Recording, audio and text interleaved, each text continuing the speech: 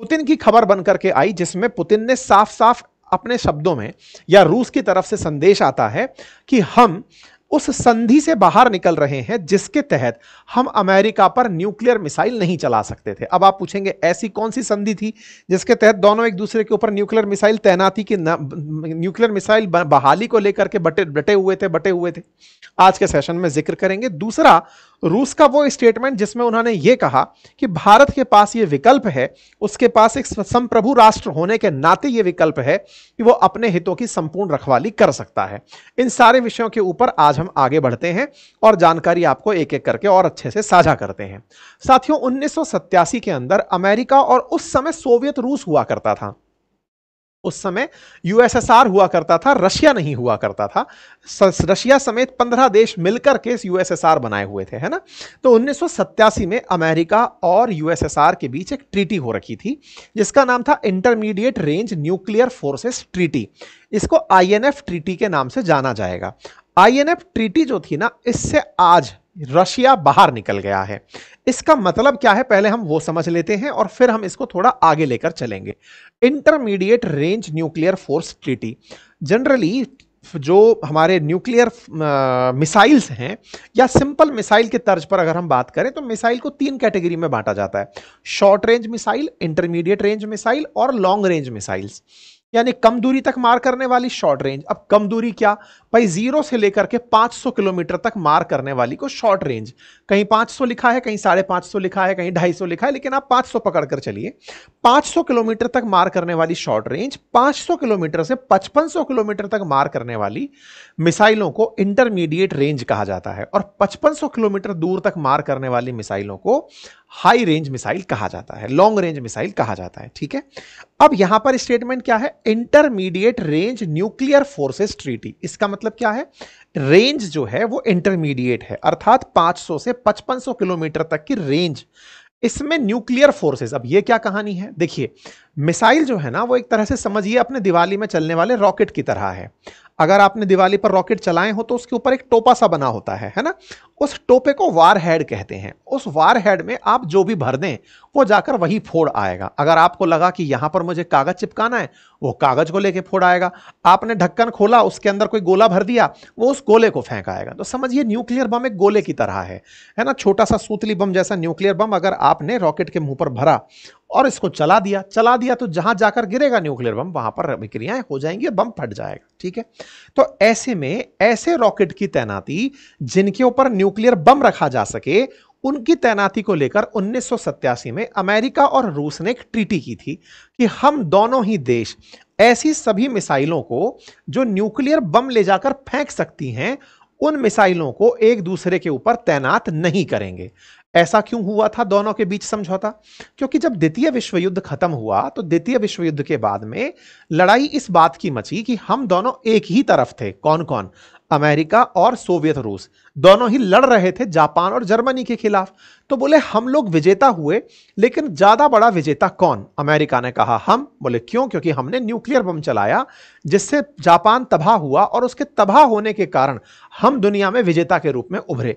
Soviet रूस ने कहा कि यह तकनीकी तुम हमसे छुपा के रखे, हमें मना करके रखा था, अदरवाइज हम भी बना लेते। यही तो कारण है कि आज रूस के पास अमेरिका से ज्यादा न्यूक्लियर बम है। इन्होंने इतने न्यूक्लियर बम बना डाले और आज तो हद यह है कि एनरिच्ड यूरेनियम रूस बेचता है अमेरिका को, आज भी जब दोनों के बीच में अशांति का माहौल है। अच्छा साहब, विजेताओं में कौन बड़ा विजेता होगा? इस विजेताओं की रेस को एक दुनिया ने शस्त्रों की रेस के रूप में देखा और इस आर्म रेस का नतीजा यह निकला, इन शस्त्रों की होड़ का नतीजा यह निकला कि जहां तहां दुनिया में अमेरिका और सोवियत रूस एक दूसरे से भिड़ने चले आते थे। इसी को कोल्ड वॉर कहा गया। दोनों आपस में नहीं झगड़ रहे हैं डायरेक्ट, लेकिन जहां मौका देखे, चाहे भारत पाकिस्तान देखे हो, क्यूबा क्राइसिस देखे हो, नॉर्थ कोरिया साउथ कोरिया देखे हो, वियतनाम देखे हो, जहां मौका देखें दोनों आमने सामने पार्टी बन के बैठ जाएं दूसरे देश में झगड़ने के लिए। इन झगड़ों से दुखी होकर एक दिन दोनों ही 1987 में सामने आमने बैठे और कहा कि यार डर में जीना बहुत हो गया, अब एक काम करते हैं, हम दोनों एक दूसरे को धमकाना बंद करते हैं। 1987 में हुई इस ट्रीटी को INF intermediate range nuclear forces treaty कहते हैं। ठीक है, इसका उद्देश्य सिर्फ इतना था कि आगे से हम एक दूसरे को धमकाएंगे नहीं। आज का क्या अपडेट है? रूस ने कहा है कि मैं इस ट्रीटी से बाहर निकल रहा हूं, अर्थात हम धमकाना शुरू करेंगे। अर्थात इंटरमीडिएट जो न्यूक्लियर फोर्सेस की ये जो मिसाइल्स हैं, इन्हें अब हम तैनात कर सकते हैं। कहां तैनात कर सकते हैं? जहां अमेरिका दिखेगा हम वहां तैनात कर देंगे। आप कहेंगे अमेरिका तो जहां है वहीं दिखेगा, नहीं। अमेरिका के दुनिया भर में जितने भी ठिकाने हैं उनको भी अगर हमें टारगेट करना है तो उनके लिए हम मिसाइल लॉन्च कर सकते हैं, वहां मिसाइलें तैनात कर सकते हैं। हम उस संधि से बाहर निकल रहे हैं। अब आप पूछेंगे ऐसा अचानक क्यों हुआ? ऐसा अचानक इसलिए हुआ कि 2019 में अमेरिका यह कहते हुए इस ट्रीटी से बाहर आ गया था कि भाई देखो, अमेरिका को लगता है कि रूस इन सब बातों को मान नहीं रहा है, वो कहीं ना कहीं अपनी मिसाइलों की टेस्टिंग कर रहा है, इसमें टेस्टिंग नहीं करनी चाहिए थी। रूस चूंकि ये सब बातें नहीं मान रहा है, इसलिए अमेरिका खुद इस ट्रीटी से बाहर आ रहा है। जब ट्रंप पिछले बार थे तब वो इस ट्रीटी से बाहर आने के लिए कह चुके थे। अमेरिका ने इसी के चलते अपने यहां पर टेस्टिंग एंड ऑल करना शुरू कर दिया था। अमेरिका लगातार 4 यूरोपियन नेशंस के अंदर अपनी मिसाइलें तैनात करना शुरू कर दिया था। यानी कि 2019 से 25 के बीच में अमेरिका ने long range missiles European countries में, जर्मनी में, इन सब में अपॉइंट करना शुरू कर दिया था। पलाऊ में अपॉइंट करना शुरू कर दिया था, फिलीपींस में अपॉइंट करना शुरू कर दिया था कि भाई मैं मिसाइलों को लगा रहा हूं क्योंकि मैं अपनी तरफ से रशिया के साथ अपने ट्रीटी तोड़ चुका हूं। 2019 में अमेरिका एक तरफा इस ट्रीटी से बाहर आ गया था। आप कहेंगे सर, जब ट्रीटी दो देशों के बीच हुई थी तो अमेरिका के बाहर आने के बाद रूस का बाहर आना तो स्वतः ही स्वाभाविक था। नहीं, रूस ने कहा यूनिलेटरली अमेरिका बाहर निकला है, मैं नहीं। ऐसे में अमेरिका के प्रेजेंस में रूस ने 2019 से 25 तक इस ट्रीटी को चलाया। लेकिन आज उसकी नजर में वो स्थिति पैदा हो गई है कि अमेरिका के सामने अब हमें खड़े हो जाने की आवश्यकता है। आवश्यकता है कि हम भी अपनी तरफ से मिसाइलों को ले जाकर अमेरिकी ठिकानों के सामने लगाकर खड़ा कर दें। अमेरिका 19 से 25 के बीच में ऑस्ट्रेलिया, पलाऊ, इन तमाम देशों के अंदर, फिलीपींस, अपनी मिसाइलें तैनात करता चला गया सो दैट कभी जरूरत पड़े तो रशिया को वो टारगेट कर सके। बाय द वे मैं आपको बता दूं, पैसिफिक ओशियन के एक तरफ आपको रशिया दिखाई देता है और दूसरी तरफ बेरिंग स्ट्रेट क्रॉस करते ही अमेरिका। हमको दिखता मैप जब अपना वाला देखते हैं तो लगता है एक तरफ रशिया पड़ा है, फिर अटलांटिक ओशियन क्रॉस करोगे तब जाकर अमेरिका आएगा। नहीं, एक मात्र छोटी सी स्ट्रेट है 100-150 किलोमीटर टाइप की, बेरिंग स्ट्रेट, उसे क्रॉस करोगे तो आमने सामने अमेरिका और रशिया बैठे हुए हैं और यही इन दोनों के बीच में सबसे बड़ी बवाल का कारण भी है। ठीक है, ऐसे में अमेरिका के द्वारा तमाम वो प्रयास किए जाते रहे जो मिसाइलों को बढ़ावा देने के लिए और रशिया के सामने तैनात करने के लिए थे। आज जाकर के रूस ने अपनी तरफ से कहा है कि भाई जब इतना कर ही लिए हो तो अब हम भी कर लेते हैं। मैं आपको बता दूं कि अमेरिका और रूस के बीच में एक नहीं कई ट्रीटी ऐसी एग्जिस्ट करती हैं जिन ट्रीटीज में यह तय होता है कि अमेरिका और रूस मिलकर के दुनिया के सामने शांति के दूत बनेंगे। धीरे धीरे ये सारी ट्रीटियां अब टूटती जा रही हैं। उनमें से आईएनएफ त्रुटि एक है। ये आईएनएफ त्रुटि की जो मैं बात कर रहा हूं, यह साइन की गई थी रोनाल्ड रीगन और मिखाइल गोर्बाचोव के बीच में 1987 में, जिसके तहत जैसे ही यह ट्रीटी साइन हुई थी 1987 में, तो लगभग 2600 से अधिक मिसाइलें दोनों तरफ की नष्ट की गई थी, जिनमें से अमेरिका ने 846 मिसाइलें नष्ट की थी और मॉस्को ने 1846 मिसाइल्स।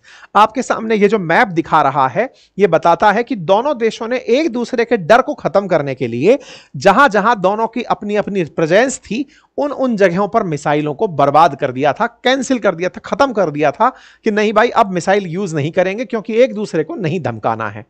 1987 से अब जाकर के अगर ऐसा कुछ हुआ है तो इसका मतलब कुछ तो ऐसा है जिससे दोनों को लगता है कि हां हम फिर से आमने सामने आकर खड़े हो सकते हैं। तो क्या है, आइए दोनों की ताकत जांच लेते हैं। रूस अमेरिका से ज्यादा न्यूक्लियर बम रखता है, वहीं अमेरिका रूस से ज्यादा एयरक्राफ्ट रखता है। जहां अमेरिका के पास 13,000 एयरक्राफ्ट हैं तो रूस के पास मात्र 4,292 एयरक्राफ्ट हैं। लेकिन न्यूक्लियर बम के मामले में रूस के पास 4300 न्यूक्लियर बम उपस्थित हैं। फोर्सेस लैंड पर दोनों के पास लगभग बराबर हैं। टैंक्स की संख्या में रूस काफी आगे है और नेवल फ्लीट के अंदर लगभग दोनों बराबर हैं।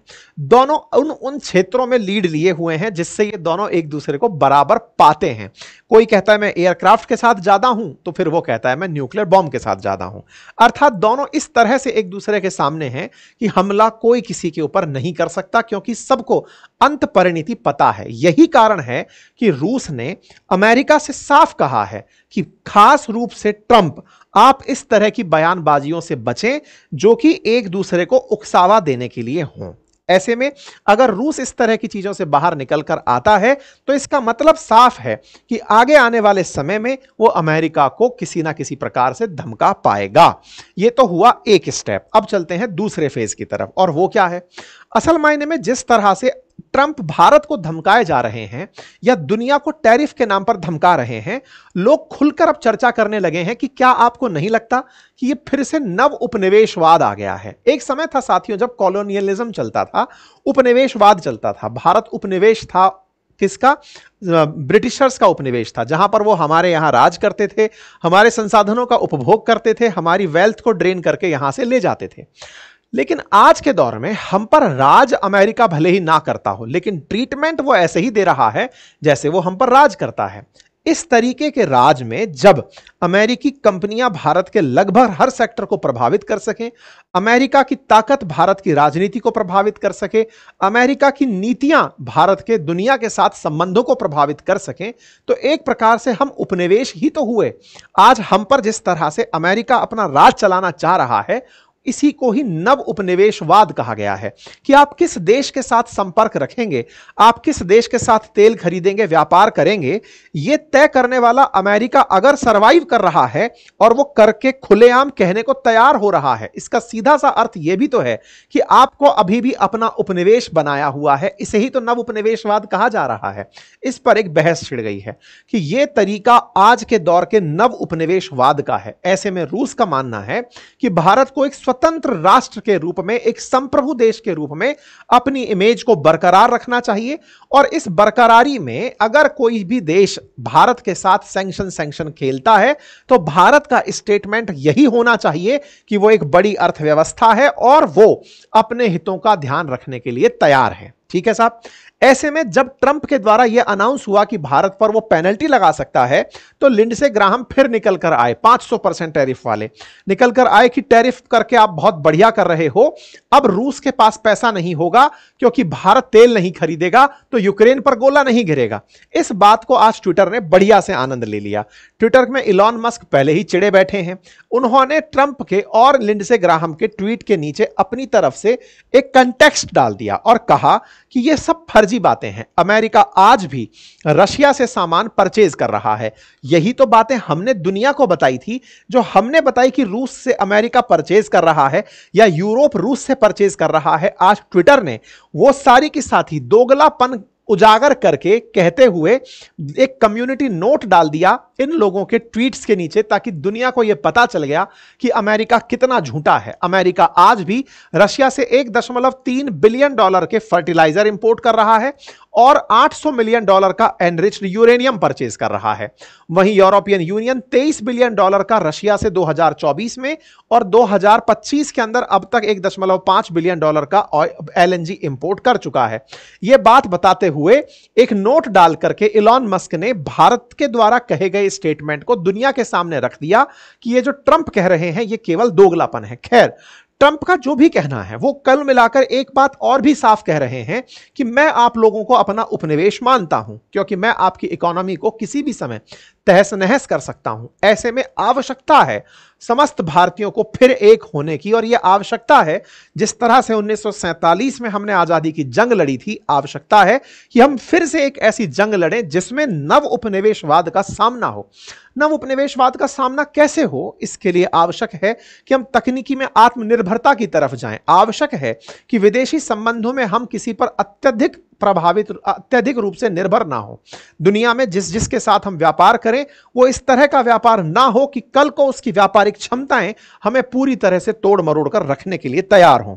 ऐसे में अमेरिका में डोनाल्ड ट्रंप की ही पार्टी से, जो ट्रंप के सामने एज ए कैंडिडेट खड़ी हुई थी, रिपब्लिकन्स के अंदर जब चुनाव चल रहे थे कि किसको राष्ट्रपति का उम्मीदवार बनाया जाए, तो निक्की हेली का आज एक स्टेटमेंट काफी वायरल हुआ जिसमें उन्होंने कहा कि इंडिया को रूस से तेल नहीं खरीदना चाहिए। यह सच है, लेकिन ट्रंप को यह भी ध्यान रखना होगा कि इंडिया को अकेले पाबंदी लगाकर अगर वो चीन को खुला छोड़ देते हैं तो यह भी अपने आप में उनकी एक बड़ी गलती हो सकती है, और दूसरा, इंडिया जैसा एक अच्छा दोस्त अमेरिका खो सकता है।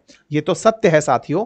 ट्रंप के इस तरह के प्रयास से इंडिया में जो अमेरिका को लेकर के कुछ पिछले समय में जितनी सकारात्मक धारणा बनी थी कि इंडिया और अमेरिका स्ट्रेटेजिक पार्टनर हैं, धीरे धीरे वो धारणा टूटने लग रही है। अमेरिका वैसा ही है जैसा वो हुआ करता था, अब वो भारतीयों में फिर से मतलब ज्यादा मजबूती पा रही है।